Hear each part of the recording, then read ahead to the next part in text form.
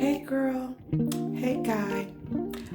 Today I want to share with you 10 Bible verses that can be used as a foundation for building and managing your business.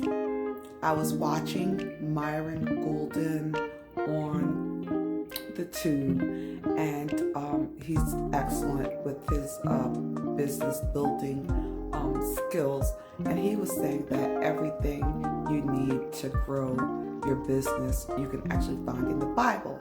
So I took myself over to ChatGPT and I asked ChatGPT to provide me some Bible verses that can provide guidance and inspiration for building and managing a business, as well as things I need for business transformation. So if you already have a business, how do you transform that business?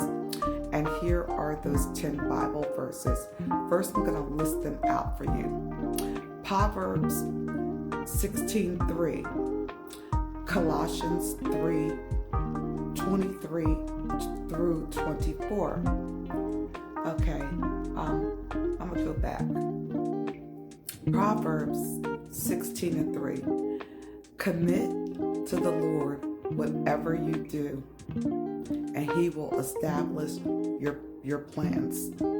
So commit to the Lord whatever you do or want to do, and He will establish your plans for you.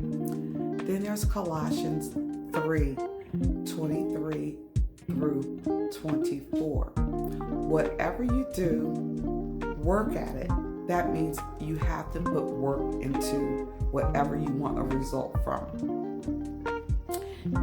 Work at it with all your heart, as working for the Lord, not for human masters, since you know that you will receive an inheritance from the Lord as a reward. It is the Lord who you are serving, not man. So when you do a thing, do it with all your heart. Do it as if you were serving God Himself. Okay? Then there's Proverbs 22:29. Do you see someone skilled in their work? They will serve before kings. They will not serve before officials of low rank. So if you're going to do something, become very good at it. Be the best that you can be at that thing. A professor once said to me, either be really bad or really good. People are going to remember you for whichever part of the spectrum you fall into. There's Luke 14:28. Suppose one of you wants to build a tower. Won't you first sit down and estimate the cost? That's planning, to see if you have enough money to complete it. Here's another saying. If you don't plan, then you plan to fail. So if you don't put a plan in place, that means you're setting yourself up for failure. There's Ecclesiastes 11:1 through 2. Ship your grain across the sea. After many days, you may receive a return. Invest in 7 ventures. Yes, in 8.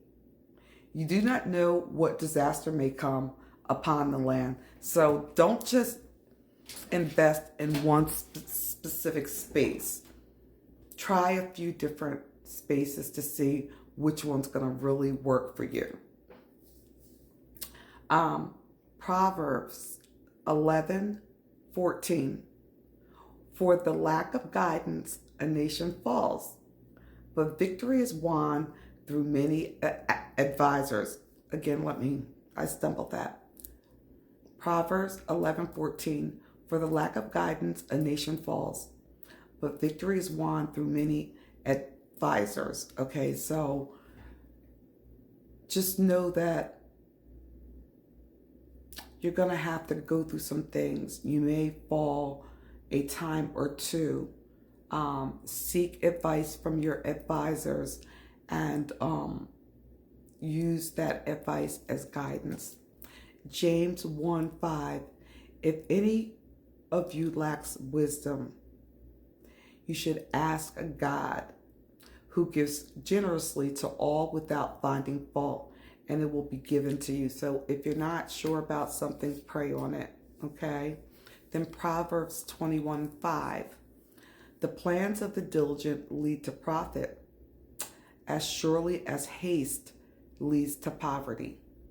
Okay, so again, put a plan in place, put clearly defined goals in place, and develop those plans and goals if you want to be successful. And the final one, number 10, is Philippians 4:13. I can do all things through him who gives me strength.